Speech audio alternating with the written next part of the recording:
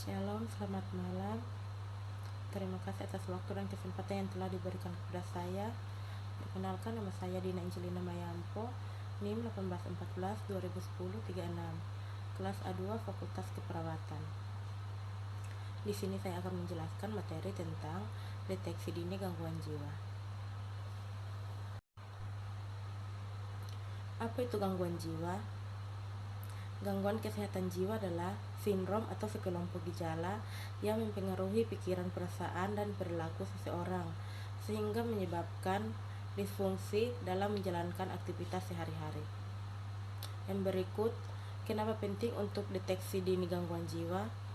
Penting karena penyebab orang terserang gangguan jiwa ini kompleks dan tidak melulu karena kejadian traumatis. Penyebabnya tidak berdiri sendiri, meski biasanya disebabkan oleh situasi sosial serta kelainan dalam tubuh yang menyebabkan gangguan jiwa muncul. Yang berikut, di mana dapat melakukan deteksi dini gangguan jiwa? Yang pertama, di puskesmas. Yang kedua, di rumah sakit. Yang ketiga, psikiater. Yang keempat, psikolog. Yang kelima, perawat jiwa. Yang keenam, di rumah sakit jiwa. Apa saja pemeriksaannya? Wawancara, pemeriksaan lab, dan radiologi bisa bila diperlukan. Tes kesehatan mental dan tes psikologis lainnya. Lanjut, yang pertama, wawancara. Pemeriksaan kondisi kejiwaan melalui wawancara adalah apakah awal dalam pemeriksaan kondisi kejiwaan adalah wawancara untuk informasi tentang riwayat dan kondisinya secara umum. Yang kedua, observasi status mental. Tidak hanya dengan wawancara, deteksi gangguan jiwa bisa dilakukan dengan mengamati kondisi pasien saat melakukan wawancara. Beberapa hal yang diamati antara lain hal-hal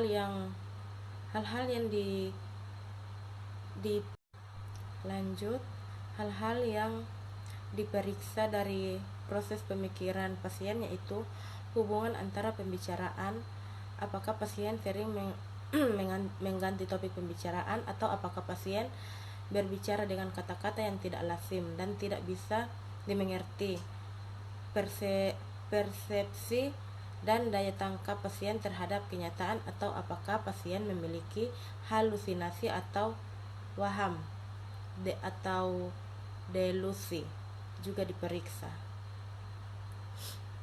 Konten atau isi pikiran. Pemeriksaan konten pikiran pasien bisa dilihat dari orientasi pasien, kesadaran, kemampuan menulis, membaca, dan mengingat. Bisa juga observasi apakah pasien memiliki keinginan membunuh atau bunuh diri.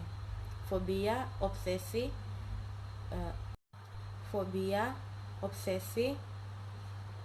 pemahaman diri sendiri, pertimbangan, impulsivitas, serta keandalan. Lanjut, penampilan seperti melalui pakaian, apakah sesuai dengan situasi usia dan jenis kelamin pasien.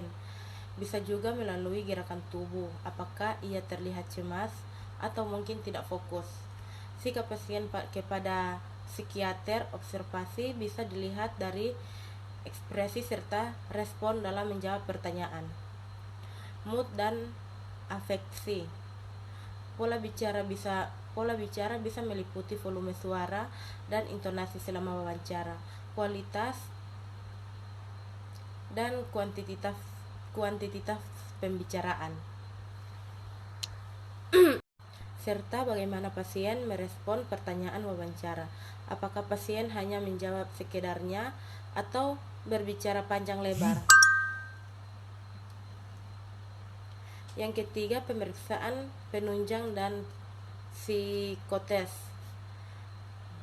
Jika tahap wawancara dan observasi dirasa kurang membantu dalam proses deteksi gangguan jiwa, maka bisa dilakukan pemeriksaan penunjang. Ini bertujuan membantu psikiater menentukan diagnosis. Pemeriksaan penunjang ini dapat berupa pemeriksaan darah dan urin di laboratorium atau dengan pencitraan, misalnya CT scan dan MRI otak. Psikotes juga bisa dilakukan sebagai pemeriksaan tahap lanjut. Pemeriksaan ini ditunjukkan untuk mengevaluasi lebih dalam fungsi mental dan hal spesifik terkait kejiwaan pasien, seperti tipe kepribadian, tingkat kecerdasan IQ, dan kecerdasan emosional EQ pasien. Dengan melakukan deteksi dini dan pemeriksaan, maka gangguan jiwa yang berat dapat dihindari sehingga bahaya juga bisa dicegah. Terima kasih. Sekian materi dari saya. Terima kasih. Jika ada kata yang salah mohon dimaklumi.